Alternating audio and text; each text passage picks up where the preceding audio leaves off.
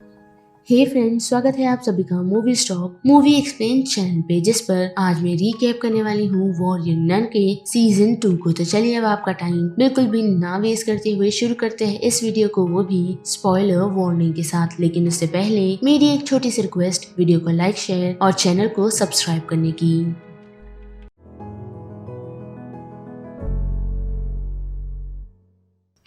तो बढ़ते हैं वॉरियर नन के सीजन 2 की तरफ, जिसकी शुरुआत हमें 2 महीने बाद की दिखाई जाती है। यानी कि सीजन 1 के बाद कंटिन्यूएशन की गई है, लेकिन 2 महीने के गैप के साथ। और एड्रियाल के अटैक के कारण एवा स्विट्जरलैंड में छुपी हुई है, वो भी बी के साथ। लेकिन इतना ही नहीं, बल्कि वो दोनों एक ही बार में काम करते हैं, जहाँ बी मैनेजर है और एवा एक बारटेंडर। साथ ही एवा ने वहाँ के लोकल्स लोगों के साथ काफी अच्छी दोस्ती कर ली है, और साथ ही उसका एक रेगुलर कस्टमर है जिसका नाम मिगेल है, जो उसे उसका एक ग्रुप ज्वाइन करने बोलता है, जिसमें वो सभी खुद को समैरिटन्स बुलाते हैं, जो सभी लोग मिलकर एड्रियाल और उसकी चल रहे कल्ट को खत्म करना चाहते हैं, जिसे वो लोग FBC का नाम देते हैं, यानी कि फर्स्ट बोर्न चिल्ड्रन का। और जैसे ही ये बात एवा को पता चलती है, तो वो जरा भी ना वेट करते हुए मिगेल के साथ ज्वाइन हो जाती है। लेकिन बी को ये सारी चीजें ठीक नहीं लग रही, जिस कारण वो एवा को इन सारी चीजों से दूर रहने के लिए कहती है, और अगर वो इन्वॉल्व हो रही है तो खुद को लो रखने के लिए कहती है, क्योंकि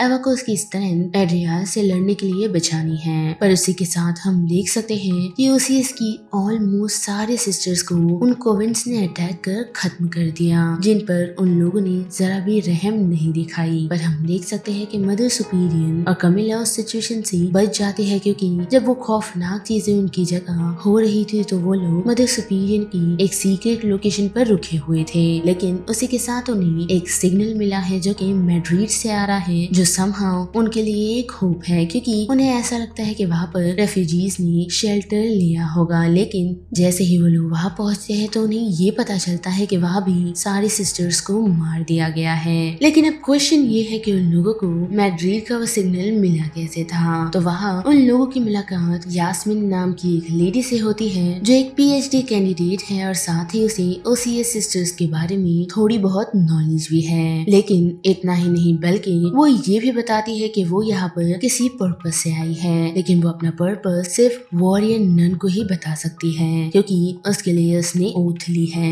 यानी कि उसने उस चीज के लिए कसम ली है कि वो वॉरियर नन के अलावा वो राज और किसी को नहीं बताएगी। और वही दूसरी तरफ हम देख सकते हैं कि एड्रियाल एक पार्टनरशिप करने का डिसाइड करता है, वो भी पोप ज्यूडिटी के साथ। लेकिन वो उसे रिफ्यूज कर देते हैं, जो चीज मेरे ख्याल से बिल्कुल भी अच्छी नहीं, क्योंकि ज्यूडिटी के साथ एड्रियल कुछ भी कर सकता है। पर इतना ही नहीं, बल्कि हम देख सकते हैं कि क्रिस्टियन वापस एक बिलीवर बन चुका है, जिसे अब लॉर्ड पर नहीं बल्कि एड्रियाल पर फेथ है। और दूसरी तरफ बात करें जूलियन की, तो हम देख सकते हैं कि वो अपना ऑलमोस्ट पूरा वर्क उसी पोर्टल को खोलने में बिजी होती है, जिसमें उसने थोड़ी बहुत प्रोग्रेस की है। पर इतना ही नहीं, बल्कि उसे लिलिथ मिलने के लिए आ पहुंची है, क्योंकि उसे अब ये पता चल चुका है कि मैरी की डेथ हो चुकी है। पर वो जूलियन के पास इस बात के लिए नहीं, बल्कि इस चीज के लिए आई है कि उसकी बॉडी काफी जल्द ही अजीब सी चेंज हो रही है, मानो जैसे उसकी बॉडी पर एक अजीब ही स्किन आ रही है, जो चीज जूलियन को बिल्कुल समझ नहीं आती, जिस कारण वो उस पर कुछ एक्सपेरिमेंट करती है, जिस एक्सपेरिमेंट में वो उसे उस पोर्टल के थ्रू तो भेजती है, लेकिन वो पोर्टल उसे रिजेक्ट कर देता है, जिस कारण जूलियन को उससे कुछ फुटेज मिलता है, जिसे वो काफी समय बाद डिकोड कर पाती है, और उसे ये समझ आता है कि उस फुटेज के अंदर उसे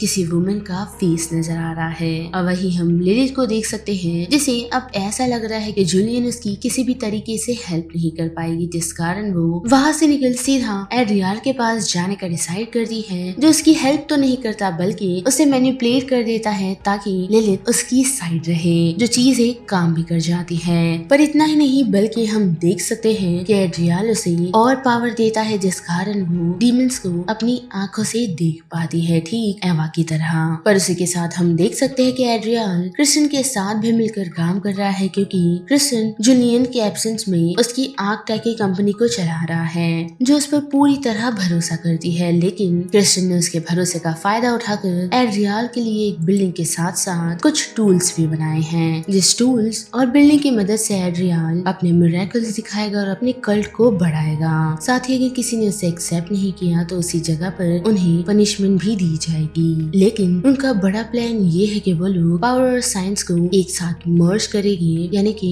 उसी आग को, जिसमें एवा की यही कोशिश रहेगी कि वो एड्रियल का किसी भी तरीके का प्लान कामयाब होने ना दे। पर इतना ही नहीं बल्कि उन सभी को मिगेल के रियल आइडेंटिटी के बारे में भी पता चलता है, जो और कोई नहीं बल्कि जूलियन का बेटा है, जिसे एड्रियल ही कांटेक्ट कर उसे उस आग के बारे में बताया करता था। और साथ ही हम देख सकते हैं कि कमीला अपनी वीकनेस को अपनी ताकत बनाती है, जिसे वो एड्रियल के अगेंस्ट इस्तेमाल करने वाली है। साथ ही विंसेंट भी उठ चुका है, वो भी एड्रियल के ब्लाइंड फेथ से, जिसे अब फाइनली ये रियलाइज हो चुका है कि एड्रियल एक फेक गॉड है। पर इतना ही नहीं बल्कि हम देख सकते हैं कि एवा एक मिथोलॉजिकल वेपन को इस्तेमाल करती है, वो भी दूसरे रिल्म में जाने के लिए, यानी कि दूसरी दुनिया में जाने के लिए, जहाँ से एड्रियल की बड़ी कमजोरी को ढूंढ सके, जिसमें वो कामयाब भी होती है। और हम देख सकते हैं कि फाइनल बैटल में एड्रियल को वो सभी मिलकर हरा पाते हैं, पर उस कारण काफी लोग घायल हो चुके हैं, जिनमें मिगेल और पोप भी हैं, यानी कि मिगेल की डेथ हो चुकी है और साथ ही पोप की भी। पर इतना ही नहीं बल्कि एड्रियल को डिफीट करने के बाद एवा काफी घायल हो चुकी है, जिससे वो हील नहीं हो सकती। लेकिन लिलिथ बी को ये सजेस्ट करती है कि उसे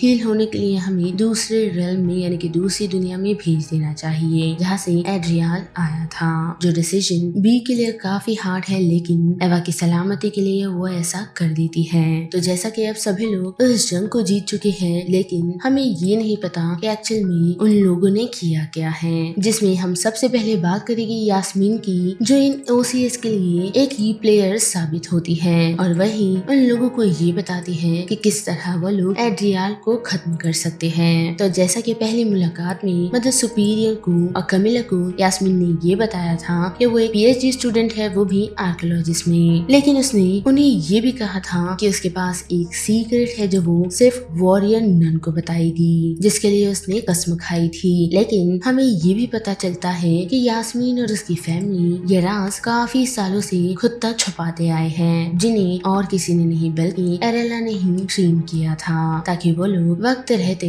एड्रियल के सभी के सामने आने पर वो वॉरियर नन के लिए काफी फायदेमंद साबित हो सकती है, जो वो होती भी है। जिसने उन नन्स को ये बताया कि एड्रियल को खत्म करने के लिए उन लोगों को जीसस का थ्रोन क्राउन लगेगा, जिसकी मदद से वो लोग एड्रियल को हमेशा के लिए कैद कर सकते हैं। जिस ताज को हासिल करने में सभी लोग कामयाब भी होते हैं, लेकिन उसी ताज की मदद से एवा को ये पता चलता है कि एड्रियल को हराने का तरीका वो ताज नहीं बल्कि कुछ और ही है। पर उसी के साथ उन लोगों को एड्रियल का प्लान भी पता चलता है कि वो उस आग टैग की मदद से पूरी दुनिया में एक ऐसा प्लेग फैलाएगा, जिस कारण उन्हें हेल्प के लिए एड्रियल की तरफ आना होगा, क्योंकि उसके पास ही इस प्लेग का इलाज है, जो हम देख भी सकते हैं कि वो लोगों का इलाज नहीं बल्कि उन्हें डीमन से पजेस करवाता है, ताकि वो अपनी आर्मी क्रिएट कर सके, जिसमें वो कामयाब भी होता है और साथ ही खुद के लिए काफी सारे लॉयर बिलीवर भी वो उस कारण बना पाता है। लेकिन इतना ही नहीं बल्कि वो उनकी प्रेयर की एनर्जी को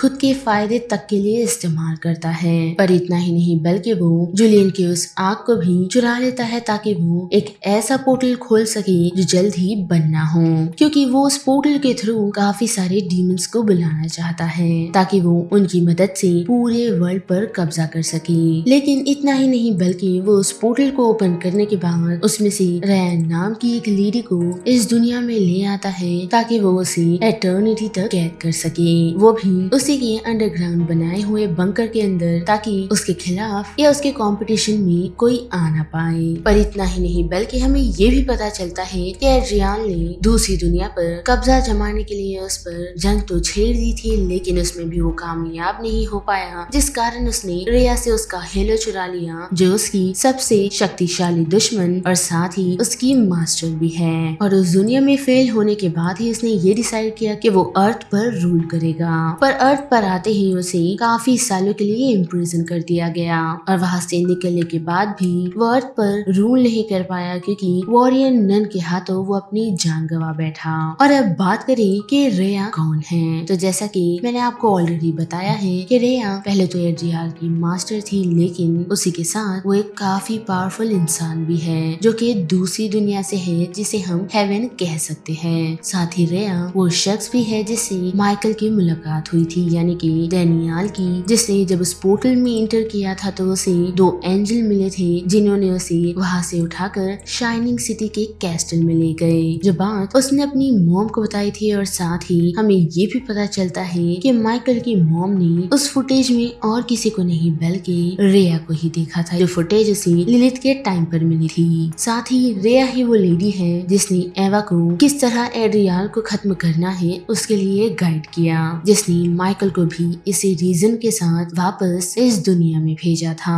जो मिशन एक सुसाइड मिशन था क्योंकि उस कारण एवा और माइकल दोनों की मौत हो सकती थी। जो बात जानने के बाद भी एवा और माइकल पीछे नहीं हटे क्योंकि उन्हें रेया का साथ देना था और साथ ही अपने दोस्तों के साथ साथ इस दुनिया को बचाना था, जिसमें माइकल का सबसे बड़ा हाथ था क्योंकि जैसा कि हमने देखा था कि माइकल एक रेयर ब्लड डिजीज के साथ पैदा हुआ था जिस कारण उसकी बॉडी के अंदर काफी सारे डिवीनियम थे। और अगर आप लोगों को याद होगा कि डिवीनियम वॉरियर नन के साथ साथ मॉन्स्टर को भी खत्म कर सकता है, जिस बात के लिए एवा ने पहले तो मना कर दिया था लेकिन रेया के कहने पर वो उस बात के लिए रेडी हो गई थी। और जैसा कि वो लोग एड्रियाल को डिफीट करने के लिए पहुंचे ही थे तो वहाँ माइकल को और किसी ने नहीं बल्कि लिलिथ ने मार गिराया था, जिस कारण एवा पूरी तरह टूट चुकी थी और उस कारण से ही उसने ये डिसाइड किया कि वो अपनी हेलो की पावर का इस्तेमाल कर वहाँ टारस डीमन को बुलाएगी जो उसे क्या वहाँ मौजूदा हर एक शख्स को खत्म कर देगी। लेकिन हम देख सकते हैं कि वो टारस डीमन पहुंच पहले तो एड्रियाल को खत्म करते हैं और जब एवा की तरफ वो लोग बढ़ने ही वाले होते हैं तो रेया उन सभी को रोक वहाँ से जाने के लिए कह देती है और साथ ही खुद भी वहाँ से चली जाती है। पर इतना ही नहीं बल्कि इस सीरीज के खत्म होते ही हमें पोस्ट क्रेडिट सीन दिखाया जाता है जिसमें हम ये नोटिस कर सकते हैं कि मे बी एवा वापस आ चुकी है क्योंकि उसकी डिवीनियम की तलवार चमक रही होती है। और जैसा कि लिलिथ ने बी को कहा है कि एक होली वॉर जल्द ही आने वाली है, तो इस बात से हम ये कह सकते हैं कि वॉरियर नन का हमें 3rd सीजन देखने मिलने वाला है। वेल तो बस अब इस वीडियो में इतना ही, जिस बारे में अब आप सभी की क्या राय बनती है उसे लेकर आप मुझे कमेंट सेक्शन में बता सकते हो। साथ ही वीडियो आपको पसंद आई तो वीडियो को लाइक शेयर और चैनल को सब्सक्राइब करना मत भूलिएगा। बाकी मैं मिलूंगी आपको फिर किसी मूवीज या सीरीज के रिकैप के साथ। तब तक के लिए आप movie stock movie explain channel के बाकी वीडियोस को एंजॉय कीजिए। Till then bye.